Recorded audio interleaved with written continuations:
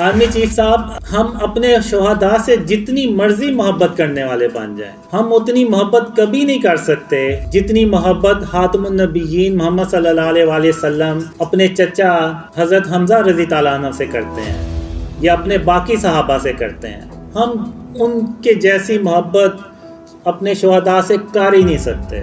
Army chief صاحب، جب ہم ان مجسموں کو ختم کریں گے اور کافروں کے طرز عمل کو چھوڑ کے تو ہم اللہ اور اس کے رسول صلی اللہ علیہ وسلم کے رستے پہ چلیں گے، جو خاتم النبیین محمد صلی اللہ علیہ وسلم کا رستہ ہے۔ اللہ ہماری ایسے مدد کرے گا۔ کچھ لوگ کہتے ہیں کہ جی میں نے یہ خواب جو ہے نا یہ اپنی طرف سے بنا لی ہیں، اور کچھ لوگ کہتے ہیں کہ یہ یہودیوں کی کوئی لوبی ہے جنہوں نے یہ بندہ جو ہے نا وہ لانچ کیا۔ تو وہ سارے یہ کہیں گے کہ یہ جو کافروں کی فوج ہے وہ جیت جائے گی، کیونکہ وہ ہر طرح سے بھاری ہے۔ لیکن ایک اللہ کی مدد ہے جو ان کافروں کے ساتھ تو نہیں تھی لیکن ان مسلمانوں کے ساتھ تھی۔ لیکن پاکستان میں 2-2.5 سالوں کے بعد خوشحالی اللہ کی مدد سے آ جائے گی۔ وہ ان پاکستانیوں کو یقین ہی نہیں آ رہا ہوتا کہ بجلی جو ہے نا وہ پاکستان میں فری ہو گئی ہے، یعنی لوگ اس لیڈر کی بات ماننے سے انکار کر دیتے ہیں۔ تو وہ لیڈر کو یہ کہنا پڑتا ہے کہ اگر آپ کو میری بات کا یقین نہیں آ رہا نا تو آپ جائیں اپنے میٹر جو ہے نا وہ توڑ دیں۔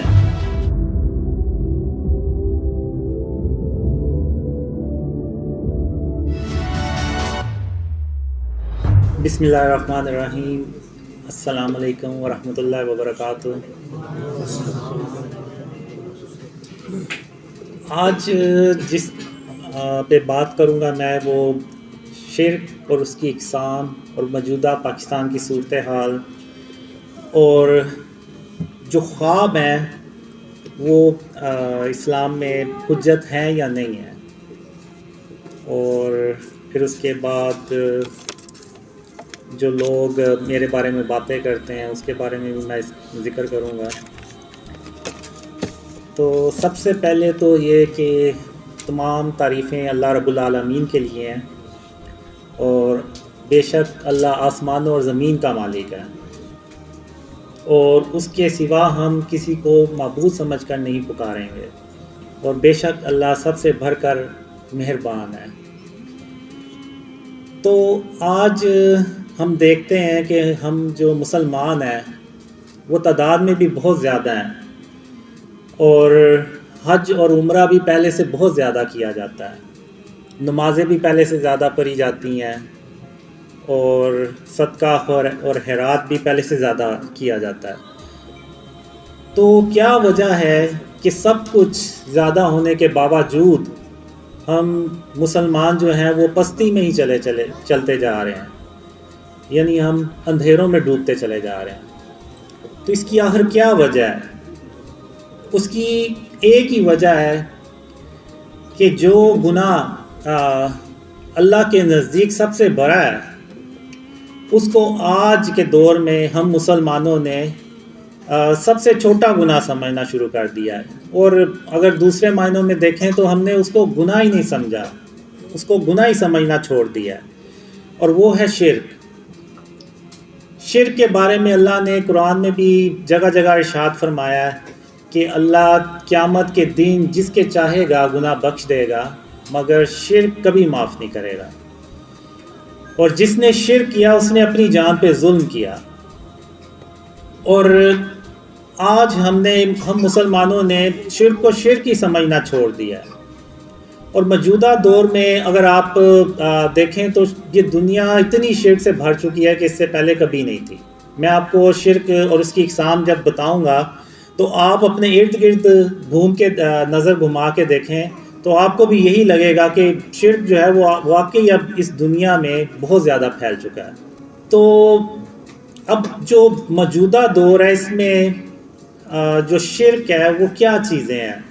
شرک صرف یہ نہیں ہے کہ ہم زبان سے یہ کہہ دیں کہ اللہ کا کوئی شریک نہیں ہے، نہیں، ہمیں عملی طور پہ بھی اس چیز کو ثابت کرنا ہے کہ ہم عملی طور پہ بھی اللہ کے ساتھ کسی کو شریک نہیں ٹھہراتے۔ اگر آپ دیکھیں تو آج ہم نے آرٹ اور کلچر کے نام پہ، ڈیکوریشن کے نام پہ اور اگر آپ دوسرے معنوں میں دیکھیں تو ہم نے کافروں کا کلچر جو ہے اس کو اڈاپٹ کیا ہے. تو ان چیزوں کے نام پہ ہم نے جو بت اور یہ جو اسٹیچوز ہیں یہ اپنے گھروں میں ہم نے سجا لیے ہیں. جو غیر ضروری تصویریں ہیں جو دیواروں پہ ہم نے اپنے گھروں میں سجا لی ہیں, یہ سب کی سب جو ہے نا یہ فارم آف شرک ہیں. اب اگر کسی کے گھر میں ڈیکوریشن پیس پڑا ہوا ہے, چاہے اس کی شکل کچھ بھی ہے, وہ کوئی خرگوش کی شکل ہو سکتی ہے, کوئی ہرن کی مجسمہ ہو سکتا ہے, کوئی شیر کا مجسمہ ہو سکتا ہے, کوئی ایگل ہو سکتا ہے, تو وہ بھی بت ہی ہے.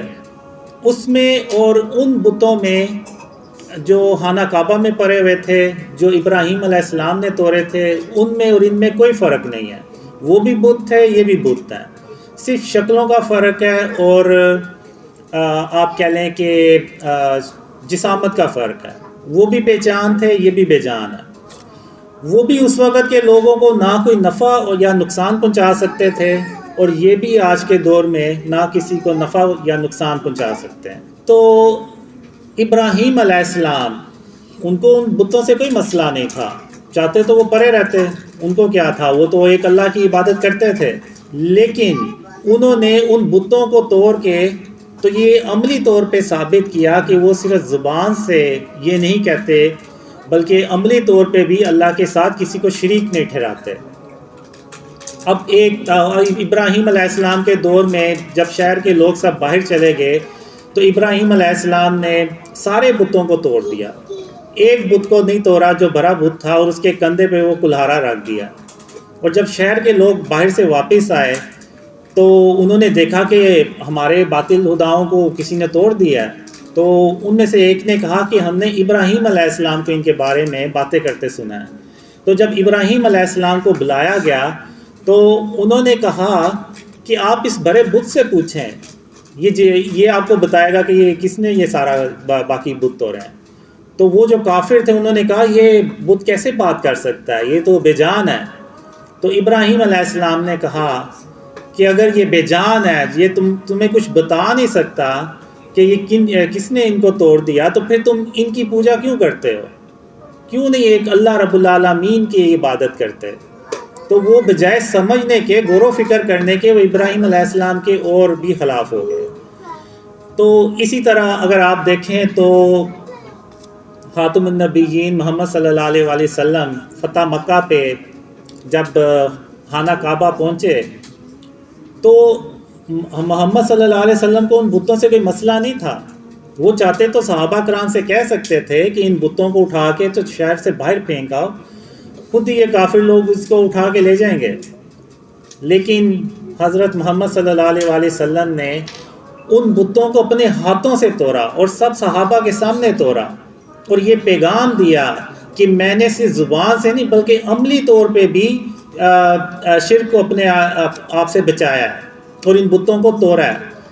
اور یہ پیغام انہوں نے اپنی امت کو قیامت تک کے لیے بتا دیا کہ آپ لوگوں نے بھی اپنے گھروں میں, اپنے علاقوں میں بتوں کو سجانا نہیں ہے بلکہ ختم کرنا ہے. تو اب لوگ مجھے باتیں کرتے ہیں کہ جی میری داڑھی نہیں ہے, میری نمازیں نہیں ہیں. تو یہ جو شرک ہے, یہ جو بت ہیں, ان کو ختم کرنا, ان تصویروں کو ختم کرنا بھی تو سنت ہے. تو آپ جو میرے خلاف ویڈیوز بناتے ہیں اور مجھے کہتے ہیں کہ جی میری داڑھی نہیں ہے, تو یہ بتوں کو توڑنا, بتوں کو ختم کرنا, تصویروں کو ختم کرنا, یہ بھی تو سنت ہے. تو آپ یہ بھی سنت تو پوری کریں. یہ لوگ اس طرف نہیں آئیں گے. اب اگر آپ نظر دہرائیں تو آپ کو شرک کی بہت سی اقسام نظر آئیں گی.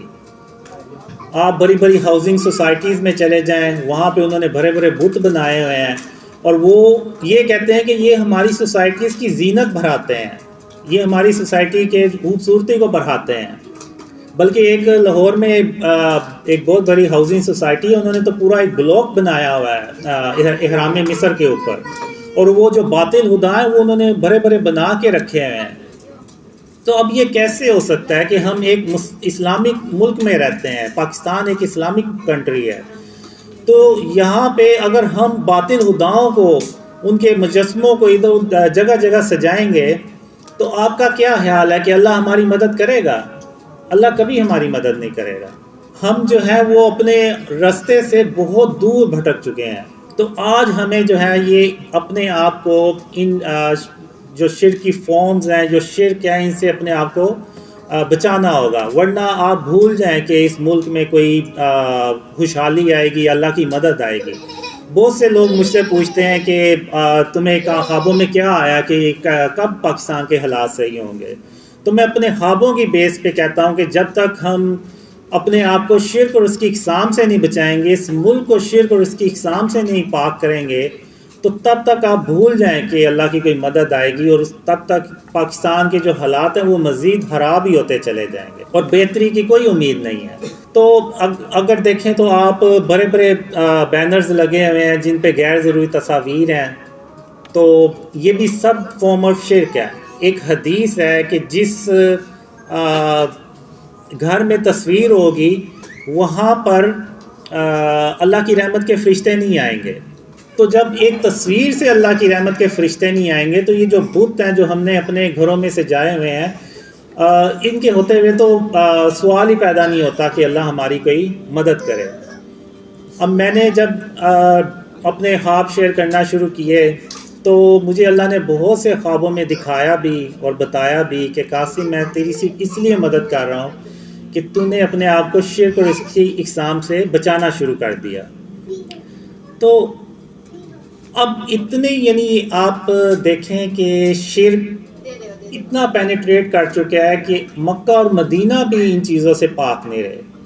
آپ نے اکثر دیکھا ہوگا یوٹیوب پہ آپ جائیں، آپ سرچ کریں تو بہت سی آپ کو ایسی ویڈیوز نظر آئیں گی جس میں لوگوں نے اپنے جسموں پہ ٹیٹوز بنوائے ہوئے ہیں اور ان میں وہ تصاویر بنی ہوئی ہیں، اور وہ اسی کے ساتھ عمرہ کر رہے ہیں، اسی کے ساتھ وہ مدینے میں جا کے نمازیں پڑھ رہے ہیں. اور اگر آپ دیکھیں تو بہت سے لوگ مکہ اور مدینہ میں ٹی شرٹس پہن کے جاتے ہیں، قمیضیں پہن کے جاتے ہیں جن کے اوپر شیروں کے یا اس طرح سے دوسرے جانوروں کی تصویریں بنی ہوتی ہیں. تو اگر آپ دیکھیں تو ہمارے جو مکہ اور مدینہ جو اتنی پاک جگہ ہیں وہ بھی شرک سے نہیں بچی ہوئی، وہاں بھی شرک کی آپ کو اقسام نظر آئیں گے.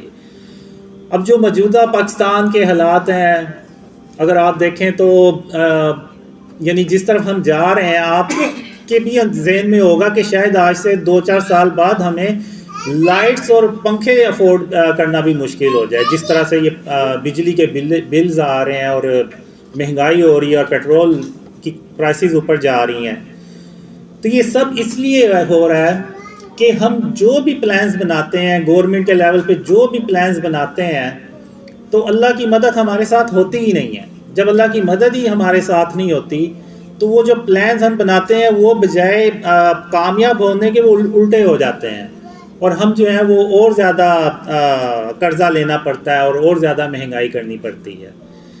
تو پاکستان جب بنایا گیا تو ہم نے اللہ کے نام پہ بنایا اس کو، یعنی پاکستان کا مطلب کیا؟ لا الہ الا اللہ. اور لا الہ الا اللہ کا مطلب کیا؟ کہ ایسی جگہ جو ہر طرح کے شرک سے پاک ہو. یہ نہیں ہے کہ ہم زبان سے تو کہتے ہیں کہ اللہ کا کوئی شریک نہیں ہے، لیکن عملی طور پہ ہم نے اپنے گھروں میں بت بھی سجائے ہوئے ہیں اور ہم نے تصاویر بھی لگائی ہوئی ہیں، اور ہم انڈین موویز بھی دیکھتے ہیں. اور انڈین موویز میں آپ کو شاید ہی کوئی ایسی مووی ملے جس میں وہ اپنے باطل خدا نہیں دکھاتے. تو یعنی ایک مسلمان جب وہ ایک مووی دیکھتا ہے انڈین مووی، اور اس میں وہ جب باطل خدا کے کرشمے دکھاتے ہیں اور بتاتے ہیں کہ ہیرو جو تھا وہ ناکام ہو رہا تھا اور باطل خدا نے اس کی مدد کی اور وہ کامیاب ہو گیا. اب وہ سٹوری ایک مسلمان اپنے کسی دوسرے مسلمان کو شیئر کرے گا اور کہے گا کہ یار تم بھی فلم دیکھنا، بڑی اچھی ہے. تو وہ اب عملی طور پہ تو وہ شرک کر رہا ہے، وہ اپنی زبان سے مانے یا نہ مانے وہ ایک علیحدہ بات ہے، لیکن عملی طور پہ تو اس نے کیا ہے. جیسے یہ بت رکھے ہوئے ہیں اور تصاویریں رکھی ہوئی ہیں، تو ہمیں عملی طور پہ بھی یہ ثابت کرنا ہے کہ ہم شرک اور اس کی اقسام سے اپنے آپ کو بچاتے ہیں. تو اب جو اسٹیچوز ہیں اب اللہ کی کچھ صفات ہیں، جیسے ایک صفت ہے کہ غرور اور تکبر جو ہے یہ صرف اللہ کی ذات ہے، یہ اللہ کی صفت ہے۔ غرور اور تکبر صرف اللہ رب العالمین کر سکتا ہے، اس کے علاوہ کوئی کرے گا تو وہ شرک کرے گا۔ تو اسی طرح اللہ کی ایک صفت ہے مصور، یعنی آرٹسٹ۔ تو اب یہ جتنی بھی تصویریں ہیں، یہ جتنے بھی بت ہیں، مجسمے ہیں، یہ صرف اللہ رب العالمین ہی بنا سکتا ہے۔ اب جیسے قرآن میں اللہ نے آدم علیہ السلام کا ذکر کیا ہے کہ آدم علیہ السلام کا اللہ نے پہلے مجسمہ بنایا مٹی کا، پھر اس میں جان ڈالی تو وہ آدم علیہ السلام زندہ ہو گئے۔ تو اب آپ کا کیا خیال ہے، یہ جو ہم پرند دیکھتے ہیں، پرندے دیکھتے ہیں، یہ جو جانور دیکھتے ہیں، ہاتھی، گھوڑا اور دوسرے جانور، شیر، چیتے اور مچھلیاں، کیا یہ خود بخود پیدا ہو گئی ہوں گی؟ نہیں، اللہ نے ان کے بھی پہلے مجسمے بنائے ہوں گے اور ان میں جان ڈالی ہوگی اور یہ زندہ ہو گئے۔ تو یعنی اس سے ثابت یہ ہوا کہ جو مجسمے بنانا ہے یہ اللہ رب العالمین کا کام ہے، یہ اس کی صفت ہے، کیونکہ وہی ان میں جان ڈال سکتا ہے۔ اور جب کوئی انسان یہ کام کرے گا، بت بنائے گا اور دوسری چیزیں کرے گا، تصویریں بنائے گا، تو وہ شرک کرے گا، کیونکہ وہ اس میں جان تو نہیں ڈال سکتا۔ تو قیامت کے دن اللہ جنہوں نے بت بنائے ہیں، جنہوں نے بت اپنے گھروں میں رکھے ہوئے ہیں، اللہ ان سے کہے گا کہ اس میں جان ڈالو، وہ نہیں جان ڈال سکیں گے۔ جب وہ جان نہیں ڈال سکیں گے تو اللہ جو ہے وہ ان کو جہنم میں پھینک دے گا۔ تو اس لیے یہ جو مجسمے بنانا، یہ سارے کام جو ہیں یہ اللہ رب العالمین کے ہیں، یہ ہم انسانوں کے نہیں ہیں۔ خاص طور پہ مسلمانوں کو تو ہر حال میں ان چیزوں سے اپنے آپ کو بچانا ہے۔ اب ہم کرتے کیا ہے کہ ہم نے اللہ کو خوش کرنے کی بجائے اپنے نفس کو خوش کرنا شروع کر دیا، اور ہم اتنے یعنی نفس کے غلام بن گئے ہیں کہ ہم بیسیکلی کافروں کی کاپی کرنا چاہتے ہیں۔ یہ جو مجسمے بنا کے اپنے گھروں میں سجانے کی یہ جو روایت ہے، یہ کافروں میں ہے۔ تو ہم نے ان سے یہ چیزیں اڈاپٹ کی ہیں، اور ہم انہی کے جیسے بننے کے چکروں میں ہم نے یہ بھی نہیں دیکھا کہ یہ سب شرک ہے اور یہ سب شرک و فارمز ہے، اور ہم نے انہی کو اپنے گھروں میں سجا لیا ہے کہ یہ دکھانے کے لیے کہ جی ہم تو بڑے ماڈرن ہو گئے ہیں۔ تو ہمیں یہ دیکھنا ہے کہ ہم اللہ رب العالمین کو ہم نے راضی کرنا ہے، اور اللہ کو ہم کیسے راضی کر سکتے ہیں؟ وہ صرف اسی لیے ایسے کر سکتے ہیں کہ ہم اپنے آپ کو شرک اور اس کی اقسام سے بچائیں، ورنہ آپ بھول جائیں کہ اللہ کی کوئی مدد آئے گی یا پاکستان میں کوئی خوشحالی آئے گی۔ اسی طرح قرآن میں ایک اللہ نے مثال دی ہوئی ہے کہ عیسیٰ علیہ السلام تم میرے حکم سے مٹی کے پرندے کی شکل بناتے، پھر اس میں پھونک مار دیتے تھے تو وہ میرے حکم سے سچ مچ کا پرندہ بن جاتا اس سے تھا۔ اللہ یہ بھی ہمیں سمجھانا چاہ رہا ہے کہ ہم نے یعنی جو مجسمہ بناتا ہے یا بت بناتا ہے تو وہ پھر اس کو اس میں جان بھی ڈالنی ہوگی۔ اب چونکہ عیسیٰ علیہ السلام اللہ کے نبی ہیں، تو انہوں نے اس میں اللہ کے حکم سے جان بھی ڈال دی۔ تو ہمیں اللہ نے ان مثالوں سے یہ ہمیں بتانے کی کوشش کی ہے کہ جو بت ہے نا، ہم نے ان سے اپنے آپ کو بچانا ہے، کیونکہ ہم اس میں جان نہیں ڈال سکتے۔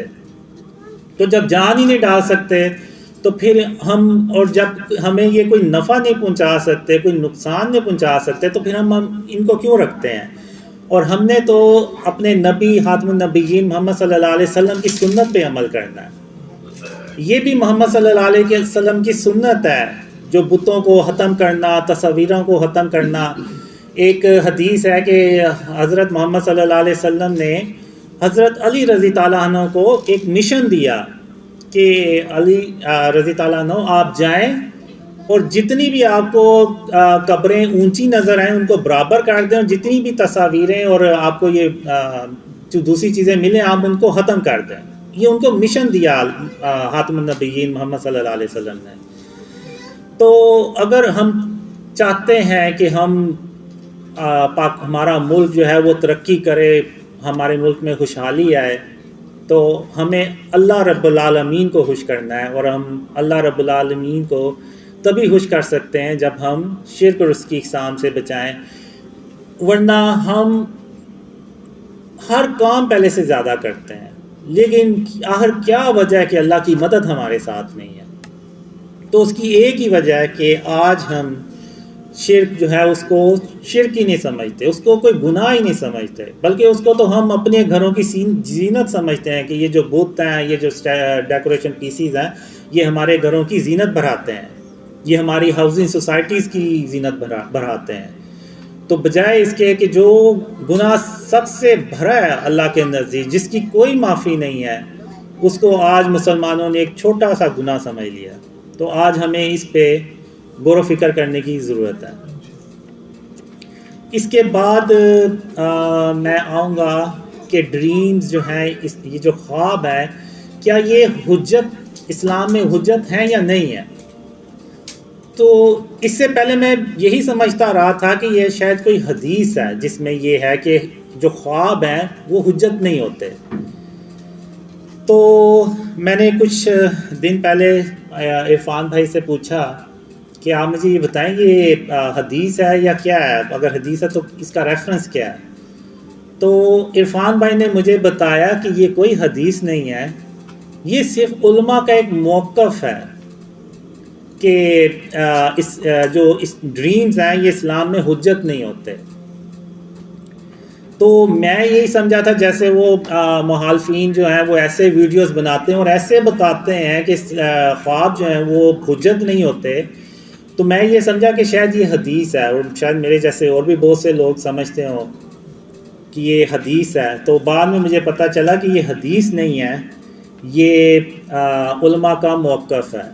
تو میری علماء سے یہ گزارش ہے کہ وہ اپنا اس پہ کلیئر موقف دیں کہ خواب جو ہیں وہ حجت کیوں نہیں ہو سکتے۔ تو عرفان بھائی نے مجھے بتایا کہ صرف وہ خواب حجت نہیں ہوتے جس میں کوئی غیر شرعی احکامات ہوں، جس میں ایسی کوئی بات نہیں ہے، وہ خواب حجت ہوتے ہیں۔ اب میرے خوابوں میں سب سے اہم پیغام ہی یہ ہے کہ اپنے آپ کو شرک اور اس کی اقسام سے بچائیں، تو یہ حجت ہے، پوری امت کے لیے حجت ہے، اس میں ایسی کیا برائی ہے؟ تو اب یہ دیکھیں کہ جو ڈریمز ہیں ان میں یعنی میرے جو مخالفین ہیں وہ بھی اپنی ویڈیوز میں یہ کہتے ہیں کہ اس کے جو خواب ہیں، جو اس کو خوابوں میں پیغامات دیے گئے ہیں، وہ آلریڈی پہلے سے حدیثوں میں موجود ہے، قرآن میں موجود ہے، یعنی وہ بھی اس چیز کو ایکسیپٹ کر رہے ہیں کہ اس کے خوابوں میں ایسی کوئی بات نہیں ہے جو قرآن اور حدیث سے ٹکرائے، یعنی اس کا مطلب ہے کہ وہ حجت ہے۔ پھر یہ ایک جو میرے ڈریمز ہیں یہ ایک طرح سے پوری امت کے لیے ایک ریمائنڈر ہے کہ اللہ ایک پیغام سے، ایک خوابوں کے ذریعے سے ایک پیغام ہمیں دے رہا ہے، ایک ریمائنڈ کروا رہا ہے کہ اس دور میں جس میں آپ کہہ لیں کہ شرک اتنا بڑھ چکا ہے کہ لوگوں نے شرک و شرک ہی سمجھنا چھوڑ دیا ہے، تو اللہ نے وہ ایک ریمائنڈر بھیجا ہے کہ آپ اپنے آپ کو شرک سے بچائیں اور اس کی اقسام سے بچائیں۔ اور جو اللہ نے مجھے خوابوں میں یہ بھی بتایا کہ شرک کی اقسام کیا ہیں اور ان سے ہم کیسے بچ سکتے ہیں، تو وہ میں انشاءاللہ آگے جا کے وہ بھی ڈسکس کروں گا۔ تو میری علماء سے یہ گزارش ہے کہ وہ اس چیز پہ کلیئر موقف دیں کہ خواب جو ہیں وہ اسلام میں حجت کیوں نہیں ہو سکتے۔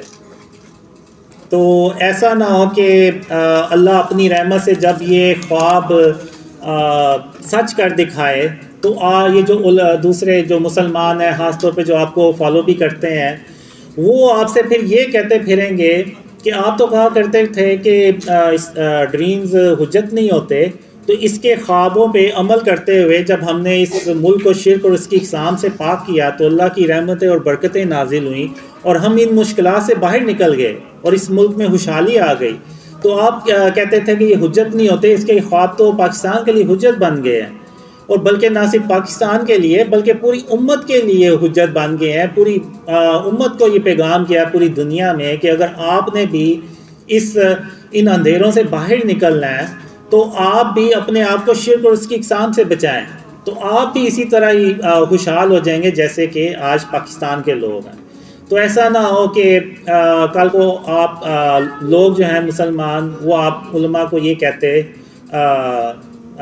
کہیں کہ آپ کی یہ بات، اگر یہ بات غلط تھی تو ہو سکتا ہے آپ کی باقی باتیں بھی غلط ہوں، تو وہ آپ کی باقی باتوں پہ بھی یقین نہ کریں۔ تو میری آپ سے یہ گزارش ہے کہ آپ اس پہ کلیئر موقف دیں کہ کون سے خواب حجت ہوتے ہیں اور کون سے خواب حجت نہیں ہوتے، کیونکہ جو میرے مخالفین ہیں وہ اس چیز کو بیس بنا کے کہتے ہیں کہ ڈریم جو ہے وہ حجت نہیں ہوتے۔ میں آپ کو مثالیں بھی دوں گا کہ اسلام میں خوابوں کی اہمیت کتنی زیادہ ہے۔ پہلی مثال میں دوں گا آپ کو کہ ہم ہر سال جو بڑی عید پہ قربانی کرتے ہیں وہ بھی ایک خواب کے نتیجے میں ہم کرتے ہیں۔ ابراہیم علیہ السلام کو خواب آیا تھا کہ وہ اپنے بیٹے اسماعیل کو اللہ کی راہ میں قربان کرتے ہیں۔ تو جب ابراہیم علیہ السلام جب یہ عمل کرنے لگے تو اللہ نے ارشاد فرمایا کہ بس ابراہیم بس، آپ نے اپنا خواب سچ کر دکھایا۔ تو اللہ نے ان کی جگہ ایک دمبا بھیج دیا جس کو ابراہیم علیہ السلام نے قربان کیا، اور وہ اللہ کو عمل اتنا پسند آیا کہ قیامت تک کے مسلمانوں کے لیے اللہ نے یہ فرض کر دیا کہ جو اس کی استطاعت رکھتا ہے وہ بھری عید پہ قربانی کرے۔ تو یہ بھی ایک خواب کا نتیجہ تھا۔ پھر اس کے بعد اگر آپ دیکھیں تو یوسف علیہ السلام، ان کو بھی خواب آیا، اور یوسف علیہ السلام کے دور میں کافر بادشاہ جس نے یوسف علیہ السلام پہ ظلم کیا، ان کو جیل میں بھیج دیا، اس ظالم بادشاہ کو ایک خواب آیا کہ 7 پتلی گائیں جو ہیں وہ 7 موٹی گایوں کو کھا رہی ہیں۔ تو اس وقت کسی کو اس کی تعبیر ہی نہیں سمجھ آئی۔ تو بادشاہ کا ایک درباری ہوتا تھا، تو اس نے کہا کہ مجھے ایک شخص کا پتہ ہے، وہ آپ کو اس خواب کی تعبیر بالکل صحیح بتائے گا۔ ان کا نام ہے یوسف علیہ السلام۔ تو جب یوسف علیہ السلام کو بلایا گیا تو یوسف علیہ السلام نے جو اس خواب کی تعبیر بتائی وہ یہ بتائی کہ 7 خوشحالی کے سال آئیں گے، پھر اس کے بعد 7 خشک سالی کے سال آئیں گے۔ تو آپ نے خوشحالی کے سالوں میں جو اناج جمع کیا ہوگا وہ آپ نے باقی خشک سالی کے سالوں میں ان کو استعمال کرنا ہے۔ تو پھر یوسف علیہ السلام کو یہ اس کی ذمہ داری دی گئی کہ آپ اس پہ کام کریں۔ تو یوسف علیہ السلام نے اللہ کی مدد سے اس پہ کام کیا، اور وہ اس وقت کے لوگ جو ہیں وہ اس قحط زدہ جو سال تھے ان سے وہ بچ گئے۔ تو وہ بھی ایک خواب تھا، اور وہ ایک ظالم بادشاہ کا خواب تھا جو اللہ کو مانتا بھی نہیں تھا، تو اس کا خواب بھی سچا ہوا۔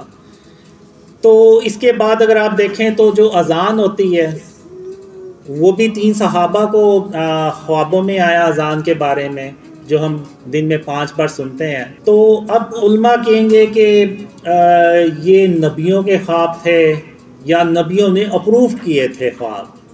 وہ جو ظالم بادشاہ کو خواب آیا تھا وہ یوسف علیہ السلام یعنی اللہ کے نبی نے وہ خواب اپروو کیا تھا۔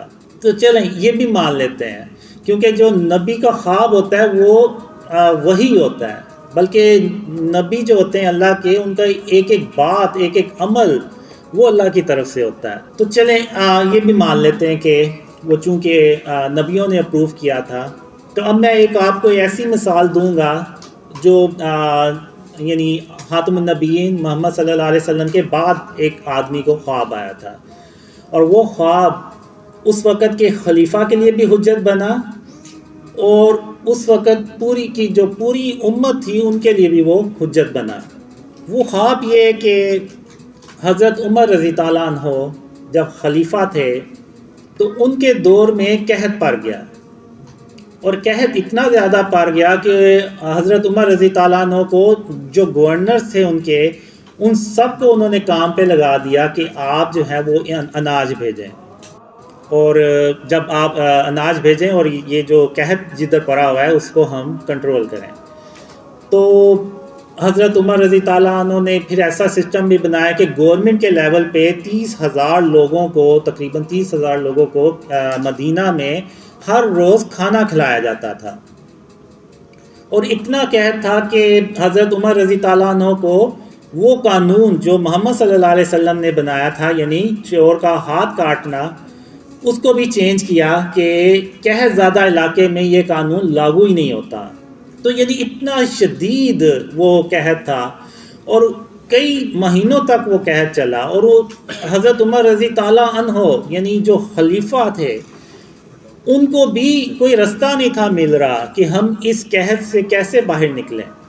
پھر اس وقت ایک آدمی کو، جو عام شخص تھا، اس کو خواب آیا۔ ان کی خواب میں حضرت محمد صلی اللہ علیہ وسلم آئے اور حضرت عمر رضی تعالیٰ عنہ کے لیے ایک پیغام بھیجا۔ وہ شخص حضرت عمر رضی تعالیٰ عنہ کے پاس گئے اور اپنا خواب انہوں نے حضرت عمر رضی تعالیٰ عنہ سے شیئر کیا، بیان کیا۔ تو اب آپ یہ دیکھیں کہ وہ ایک عام اس وقت کے انسان تھے۔ تو حضرت عمر رضی تعالیٰ عنہ نے ان سے یہ نہیں پوچھا آپ کی کریڈیبلٹی کیا ہے، آپ کی کیا یعنی حیثیت ہے، اس خواب کو میں کیوں مانوں۔ نہ حضرت عمر رضی تعالیٰ عنہ نے یہ کہا کہ نعوذ باللہ، کیونکہ ان کے دل میں کوئی کینہ اور بغض اور غرور تکبر تو نہیں تھا، تو نہ حضرت عمر رضی تعالیٰ عنہ نے یہ کہا کہ میں وہ ہوں جس کے بارے میں خود خاتم النبیین محمد صلی اللہ علیہ وسلم نے فرمایا کہ اگر ان کے بعد کوئی نبی ہوتا تو وہ حضرت عمر رضی تعالیٰ عنہ ہوتے۔ نہ حضرت عمر رضی تعالیٰ عنہ نے یہ کہا کہ میرے بارے میں حضرت محمد صلی اللہ علیہ وسلم نے خود یہ ارشاد فرمایا ہوا ہے کہ جہاں سے عمر گزرتا ہے وہاں شیطان اپنا رستہ ہی بدل لیتا ہے۔ اور نہ حضرت عمر رضی تعالیٰ عنہ نے یہ کہا کہ مجھے اللہ نے اپنی رحمت سے عشرہ مبشرہ میں شامل کیا۔ تو میں کیسے، تم مجھے کیسے اپنا خواب جو ہے وہ اس طرح سے بتا رہے ہو؟ انہوں نے ایسا کوئی سوال نہیں پوچھا، کوئی ایسی بات نہیں کی۔ یہ جو میرے مخالفین ہیں جو ویڈیوز بناتے ہیں وہ کہ جی میری داڑھی نہیں ہے، میری نمازیں نہیں ہیں، اس کی کیا حیثیت ہے، اس کی کریڈیبلٹی کیا ہے، یہ تو دماغی طور پہ پاگل ہے، اور پتہ نہیں کون سی کیسی کیسی باتیں ہیں۔ یعنی یہ ایسے باتیں کرتے ہیں جیسے پتہ نہیں دنیا کا جو علم ہے وہ اللہ نے نعوذ باللہ انہی کو صرف سکھایا اور کسی کے پاس نہیں ہے۔ تو حضرت عمر رضی تعالیٰ عنہ نے ایسی کوئی بات نہیں کی، بلکہ انہیں اپنی فکر ہو گئی کہ آخر میں نے ایسا کیا ہے کہ خاتم النبیین محمد صلی اللہ علیہ وسلم کو اب میرے خواب میں نہیں آئے بلکہ کسی دوسرے خواب کے بندے کے خواب میں آئے ہیں اور میرے لیے پیغام بھیجا ہے، تو آخر مجھ سے ایسی کیا بات ہو گئی۔ تو پھر اس کے بعد حضرت عمر رضی تعالیٰ عنہ نے اس خواب کے بارے میں باقی صحابہ سے مشورہ بھی کیا، اور پھر ایک خطبے کے دوران، جمعے کے خطبے کے دوران حضرت عمر رضی تعالیٰ عنہ نے یہ ایکسیپٹ کیا کہ مجھ سے غلطی ہوئی ہے، تو ہم اب جو ہے نا اللہ سے نماز استسقاء پڑھیں گے، یعنی اللہ سے دعا کریں گے، نماز پڑھیں گے کہ اللہ بارش برسائے۔ تو اس کے بعد پھر حضرت عمر رضی تعالیٰ عنہ نے نماز پڑھی اور اللہ سے دعا کی، اور اس کے چند دنوں کے بعد بارشوں کا سلسلہ شروع ہو گیا اور وہ قحط ختم ہو گیا۔ یعنی اگر آپ دیکھیں تو ایک عام سے انسان کو ایک خواب آیا، اور وہ ایک عام سے انسان کا خواب اس وقت کے خلیفہ کے لیے حجت بنا، اور نہ صرف اس خلیفہ کے لیے حجت بنا بلکہ پوری امت کے لیے حجت بنا، بلکہ وہ میں تو یہ کہوں گا کہ اللہ نے اس کا خواب قیامت تک کے لیے اس امت کے لیے حجت بنا دیا۔ تو جب اس انسان کا جو خواب ہے وہ حجت بنا ایک خلیفہ کے لیے، پوری امت کے لیے، تو جو میرے خواب ہیں یہ بھی تو پوری امت کے لیے حجت بن سکتے ہیں۔ خاص طور پہ جب عمران خان کے بارے میں مجھے خواب آئے کہ عمران خان نے شرک کر کے، قبر کو سجدہ کر کے شرک کیا ہے، بلکہ شرک اکبر کیا ہے، تو یہ میرا خواب عمران خان کے لیے بھی حجت تھا۔ تو اب یہ جو آپ کو میں نے مثال بنائی ہے، اب ضروری نہیں ہے کہ اگر اس مثال سے ہمیں کوئی فائدہ یا ہماری زندگی میں کوئی اس کا ہمیں ضرورت نہیں پڑی تو کسی کو بھی نہیں پڑی ہوگی. اگر آپ تاریخ دیکھیں تو بڑے بڑے لیڈر گزرے ہیں، ارطغرل، عثمان، محمود غزنوی، ٹیپو سلطان، ان کے اوپر بھی کئی بار مشکل وقت آئے ہوں گے. تو انہوں نے بھی اس وقت ہو سکتا ہے اپنے آپ کو یہ کہہ کے حوصلہ دیا ہو کہ حضرت عمر رضی تعالیٰ عنہ پہ جب مشکل وقت آیا تو انہوں نے بھی اللہ پہ توکل کیا اور اللہ سے دعا کی اور اللہ سے مدد مانگی، تو اللہ نے بارش کر دی اور وہ قحط ختم ہو گیا. تو آج ہم بھی اگر اللہ پہ توکل کریں گے، اللہ سے مدد مانگیں گے، تو اللہ ہماری بھی ایسے ہی مدد کرے گا جیسے کہ حضرت عمر رضی تعالیٰ عنہ کی مدد کی. تو یہ ہو سکتا ہے کتنے لیڈرز گزرے ہوں، ان کے لیے یہ خواب حجت بنا ہو، بلکہ یہ خواب میرے لیے بھی حجت بنتا ہے. میں جو دعویٰ نہیں کرتا، اب لوگ کہتے ہیں کہ جی میرے بارے میں ایسے جھوٹے کہیں ہوئے ہیں کہ جی میں نے کوئی دعویٰ کیا. آپ مجھے کوئی ایک ویڈیو کلپ دکھائیں، کوئی آڈیو کلپ دکھا دیں کہ جہاں پہ میں نے کوئی دعویٰ کیا.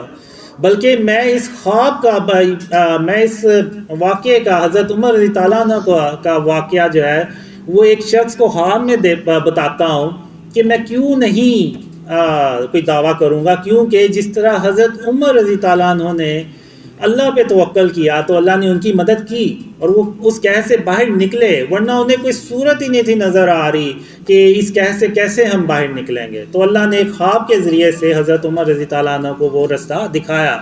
تو اسی طرح میں بھی صرف اللہ رب العالمین پہ توکل کروں گا تو ہی یہ میرے ڈریم اللہ جو ہے اپنی رحمت سے، اپنی مدد سے ان کو سچا کر کے دکھائے گا. ورنہ میں بھی اللہ کے سوا نعوذ باللہ کسی اور پہ توکل کر دوں تو پھر بھول جائیں کہ یہ خواب کبھی سچے ہوں گے یا پھر کبھی پھیلیں گے. تو یہ صرف اس لیے پھیل رہے ہیں، صرف اس لیے ہو رہا ہے یہ سب کچھ کہ یہ اللہ کی رحمت ہے اور اس کی مہربانی ہے کہ اس نے مجھے اپنے اوپر توکل کرنے کے لیے میرا دل جو ہے وہ مضبوط کیا. میں پھر علماء سے کہوں گا کہ آپ اس پہ کلیئر موقف دیں. ایسا نہ ہو کہ آپ لوگوں نے جو کہا ہوا ہے کہ خواب حجت نہیں ہوتے، اور کئی لوگ آپ کی بات پہ یقین کر کے تو اتنے برے کمنٹس کرتے ہیں نا، یعنی اتنی برے میں علماء سے کہوں گا آپ ذرا ان ویڈیوز پہ جا کے کمنٹس تو چیک کریں کہ وہ کمنٹس کیسے کرتے ہیں. یعنی آپ دیکھیں کہ ایک بحیثیت مسلمان وہ لوگ کیسے کسی دوسرے مسلمان کے بارے میں اس طرح سے نقصان پہنچا سکتے ہیں. یعنی یہ حدیث ہے کہ مسلمان وہ ہے جس کی زبان اور جس کے ہاتھ سے دوسرا مسلمان محفوظ رہے. تو اب ایسا نہ ہو کہ ان کا یہ عمل قیامت کے دن ان کی گلے کی ہڈی بن جائے جو نہ ان سے نگلی جائے اور نہ پھر ان سے اگلی جائے. ایک موجودہ دور میں بھی ایک واقعہ ہوا جس کی وجہ سے آج ہم یہاں پہ بیٹھے ہوئے ہیں. تو وہ بھی ایک خواب کا نتیجہ تھا. بابا قوم محمد علی جناح جب یہاں سے تانگ آ کے تو یو کے چلے گئے، تو جب وہ یو کے میں تھے تو اس وقت بابا قوم محمد علی جناح کو حضرت محمد صلی اللہ علیہ وسلم کی زیارت ہوئی اور انہوں نے کہا کہ محمد علی جناح واپس جاؤ تم اور وہاں پہ برے صغیر کے مسلمانوں کی مدد کرو. تو پھر اس خواب کے بعد وہ واپس پاکستان آئے اور پاکستان کے لیے انہوں نے جد و جہد کی اور اللہ کی رحمت سے پاکستان یہ وجود میں آیا جہاں ہم اس وقت بیٹھے ہوئے ہیں. تو یہ بھی ایک خواب کا نتیجہ ہے. اگر ہو سکتا ہے اس وقت بابا قوم محمد علی جناح کو وہ خواب نہ آتا تو وہ پاکستان ہی نہ آتے اور اس صورت میں پاکستان وجود میں ہی نہ آتا. تو پاکستان کا جو وجود ہے وہ بھی ایک خواب کے نتیجے میں آیا تھا. یہ بھی ایک مثال ہے. اب اسلام میں ڈریمز کی جو اہمیت ہے وہ کیا ہے کوئی بھی نہیں بتاتا. یہ جتنے بھی میرے خلاف ویڈیوز بناتے ہیں بس یہ کہتے ہیں کہ جی اسلام میں خواب حجت نہیں ہوتے، اور اس بیس پہ مجھے وہ جھٹلاتے ہیں، میرے خوابوں کو بھی جھٹلاتے ہیں. آخر اس میں ایسی بات ہی کیا ہے؟ یہی تو پیغام ہے میرے خوابوں میں سب سے بڑا کہ اپنے آپ کو شرک اور اس کی اقسام سے بچائیں. اس میں کیا برائی؟ یہ تو پوری امت کے لیے حجت ہے. اب حضرت محمد صلی اللہ علیہ وسلم ہر فجر کی نماز کے بعد صحابہ سے پوچھا کرتے تھے کہ آپ کو کوئی خواب تو نہیں آیا، آپ جس کو خواب آئے وہ شیئر کرے۔ اور پھر ایک حدیث میں خاتم النبیین محمد صلی اللہ علیہ وسلم نے فرمایا کہ نبوت کا سلسلہ ان پہ ختم ہو گیا، محمد صلی اللہ علیہ وسلم اللہ کے آخری رسول ہیں، تھے اور رہیں گے، ان کے بعد نہ کسی نبی نے آنا نہ کسی رسول نے آنا، ان پہ نبوت کا سلسلہ ختم ہو گیا۔ لیکن محمد صلی اللہ علیہ وسلم نے یہ بھی ارشاد فرمایا کہ میرے جانے کے بعد مبشرات کا سلسلہ باقی رہے گا۔ تو صحابہ نے پوچھا یہ مبشرات کیا ہیں؟ تو آپ صلی اللہ علیہ وسلم نے فرمایا سچے خواب، یعنی سچے خواب جو ہیں، یعنی سچے خواب کا مطلب یہ نہیں کہ وہ اچھے ہی ہوں، بعض اوقات ہوتا ہے کہ برے خواب بھی سچے ہو جاتے ہیں، تو وہ سچے خوابوں کا ذکر ہوا ہے۔ اور پھر ایک صحیح مسلم بخاری کی حدیث ہے کہ جس میں آپ صلی اللہ علیہ وسلم نے فرمایا کہ سچے خواب جو ہیں یہ نبوت کا 46واں حصہ ہے۔ ابن ماجہ میں ہے کہ 170 سچے خواب جو ہے نا وہ نبوت کا 170واں حصہ ہے، ایک حدیث میں 40واں حصہ ہے، اور ایک حدیث میں تو 25واں حصہ لکھا ہوا ہے، اور یہ سب حدیثوں میں موجود ہے۔ یعنی یہ خواب و اسلام میں خوابوں کی اہمیت بیان کی گئی ہے، اور یہ کس نے بیان کی ہے؟ یہ خاتم النبیین محمد صلی اللہ علیہ وسلم نے بیان فرمائی ہے۔ تو ہم نے یہ حدیثوں کو بھلا دیا، اور وہ جو علماء کا موقف ہے اس کو اتنا اسٹرانگلی ہم پیش کرتے ہیں کہ پتہ نہیں جیسے وہ کوئی حدیث ہے۔ تو میں پھر یہی کہوں گا کہ آپ علماء سے کہ اس پہ کوئی کلیئر موقف دیں۔ میرے خوابوں میں یہ ہے کہ جو شرک ہے اس کی اقسام، شرک اور اس کی اقسام سے اپنے آپ کو بچائیں۔ تو بہت سے لوگ کہتے ہیں کہ